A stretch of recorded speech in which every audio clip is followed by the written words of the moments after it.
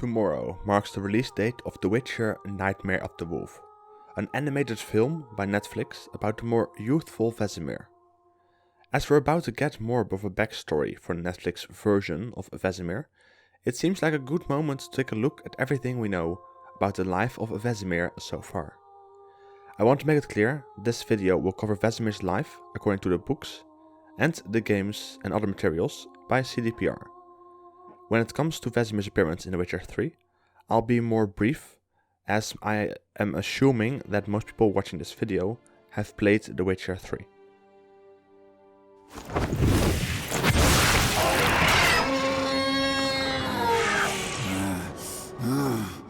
When you think of Vesemir, the first thing that will come to your mind is likely his age, his status as leader of the Wolf School, and his father-like relationship with Geralt.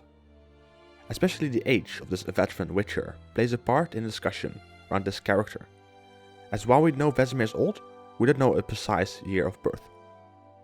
It has often been said that Vesemir is possibly as old as Kaer Morhen itself. If we go by what we know from the founding of the Witcher schools, this could mean that Vesemir was born somewhere around 250 years before the current time in The Witcher, somewhere in the early 11th century. The books and games never really mention how Vesemir became a Witcher, how he ended up in Kaer Morhen, but he made it through the mutations without any problems. Nothing that betrayed he was a Witcher, except his eyes. We all know Vesemir as a very serious man, but his more youthful self was a very different person. In his early years as a Witcher, Vesemir walked a path together with a master, a Witcher named Barmin. The young Vesemir had a lot more on his mind than just killing monsters and saving people. He also wanted to look good while doing this. And thus, when he failed to grow a beard, he decided to wear some stylish clothes in addition to his armor. A fancy, very thick cape, and a magnificent hat, which you might remember Lambert walking around with in The Witcher 3.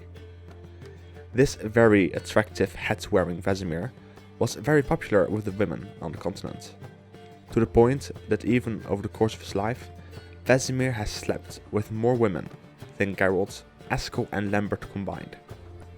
Vesemir would sneak out from under his master Barmin's nose to visit any tavern, party or wedding in the vicinity of wherever they were. He would also often visit noblewomen by climbing into their balconies. And that was not even to mention how many brothels saw him as a regular customer. Barmin would often punish Vesemir for sneaking out by giving him long and boring tasks, like for example polishing swords. This, however, didn't stop Vesemir from doing what he liked to do. It wasn't until a few years later that he changed, when his actions finally had consequences. During a contract in which Vesemir was tasked with protecting someone, he became distracted, as he was more interested in spending time drunk in taverns or with women.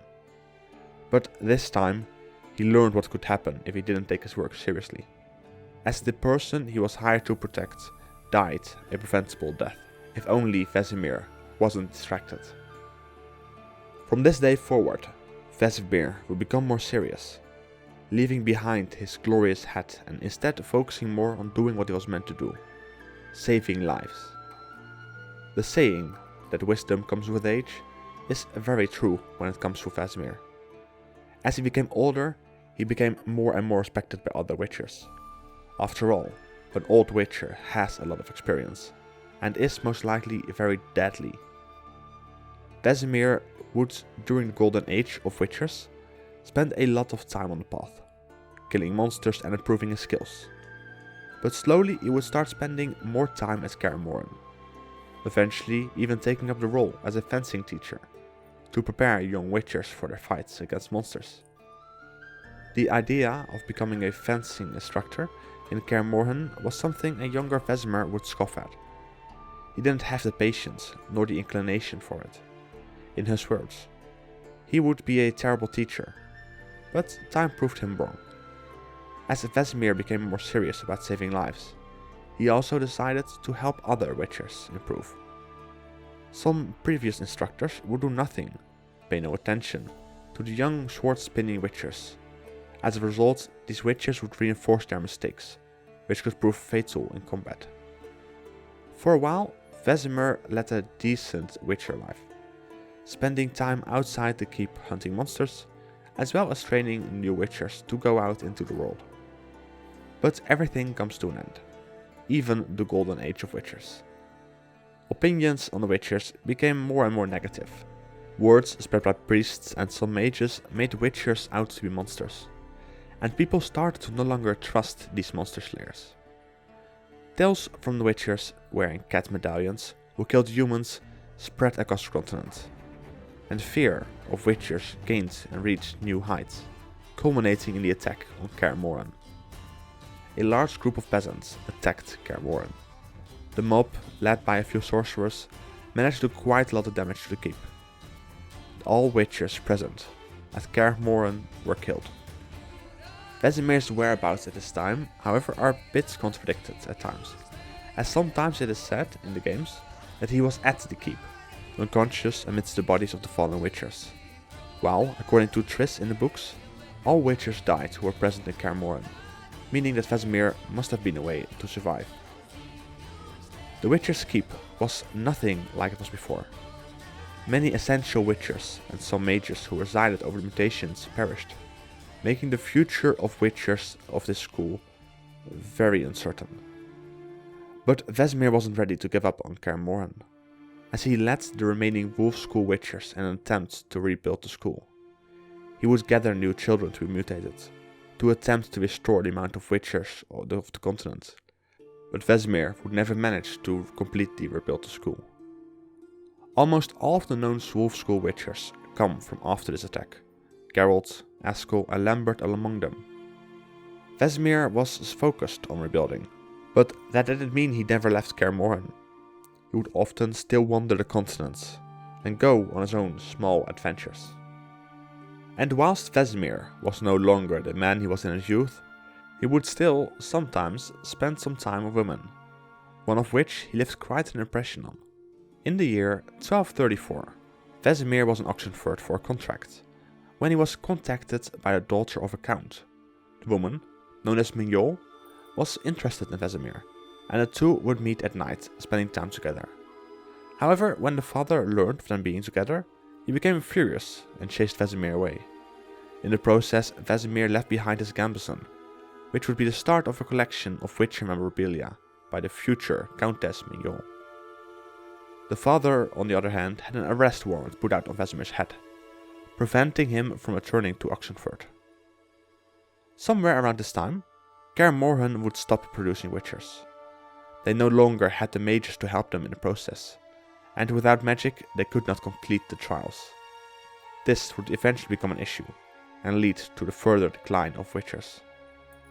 In the early 1240s, Vesemir decided to make some changes around which witchers were allowed in Kaer Morhen.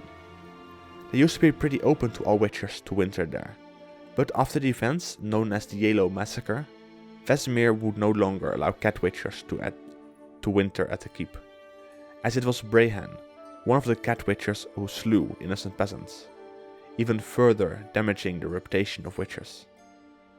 Vesemir seemed to give up on the idea of creating new witchers.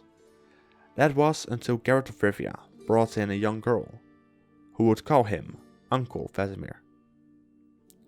Unsure of what to do with her, the witchers of Kaer Morhen trained her to become a witcher. The old witcher, however, had no experience in training a young girl, especially not one with her kinds of powers. And thus Vesemir pretended to have aching bones to summon Triss Marigold. Vesemir had met Triss before, when she was younger, and she knew that the aching bones was just an excuse, as in fact Triss came to Kaer Morhen for Ciri. During the time Triss spent in Kaer Morhen with Ciri, Vesemir seemed hesitant to accept all the changes Triss wanted to make, but he didn't try to make fun of her like Lambert did. In the span of time which Ciri trained in the Witcher's Keep, Vesemir in a way came to like her more than some other students he had taught in the past. After Ciri left Kaer Morhen, Vesemir would spend more time in the keep, until a few years later, when a criminal organization known as Salamandra attacked Kaer Morhen. This time, the Witchers who were present at the keep were able to fend off their attackers, although it wasn't without losses. Somewhere during the Second War, Vesemir had taken in a child to train to become a Witcher, who you might know as Leo. Leo unfortunately perished in the fight with Salamandra, as he was unable to parry a crossbow bolt. Vesemir would build a memorial for the young man nearby the Witcher's keep. Around 1272, Vesemir had met up with Geralt to find Yennefer, which led them to the village of White Orchard, where they took a contract on a griffin that was a threat to the local area. After the beast was dealt with and Geralt and Yennefer reunited, Vesemir headed back to Kaer Morhen, as Nilfgaard was pushing north, and they might make their way to the Witcher's keep. For a few weeks, Vesemir tended to Kaer Morhen, until suddenly Geralt of Rivia showed up with Uma, a cursed creature, which was the only lead to find Ciri at the time, who was lost. It pained Vesemir that they would have to put Uma through the trial of the grasses to transform him back to normal, as he had seen so many suffer and die on the table the operation was performed on. Vesemir tried to take Uma to the mountains to perform a ritual in the hopes that the trial of the grasses may not be necessary, but unfortunately the old equipment had to be brought back out to change Uma. Uma turned out to be an elf who had spent a lot of time with Ciri, and he told the Witchers how to find her, and that when they found her, she would be chased right away by the Wild Hunt. While Geralt went to get their allies and get Ciri, Vesemir prepared Kaer Morhen to fight the Wild Hunt. This would mark the third time, and last, that Kaer Morhen was attacked in Vesemir's life. He and the other Witchers fought bravely, but the Wild Hunt and the magic was too much.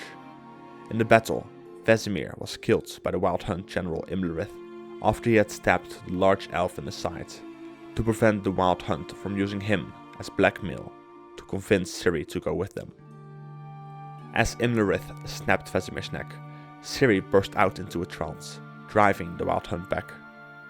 Vesemir, the oldest Witcher we know was alive during the games, had died. It had a major impact on the Witchers present. They've always had Vesemir in their lives, until that day. As they watched this body burn, a plan of revenge was shortly after formed, and Geralt and Ciri would avenge their beloved teacher. Vesemir was a kind of father figure to Geralt, and his death meant quite a lot to the Witchers, as it's often seen as one of the most emotional and important moments in The Witcher 3. But in a few hours from now, The Witcher Nightmare of the Wolf will be giving us a new look into how Netflix views Vesemir's past. I am aware that there are a lot of people who despise or just dislike what Netflix have done with the first season of the Witcher series, but the animated film might just be a fun thing to watch, while just imagining it as an alternative world of the version of this character. But what do you think of Vesemir? And are you going to watch the film? Till the next video. Bye.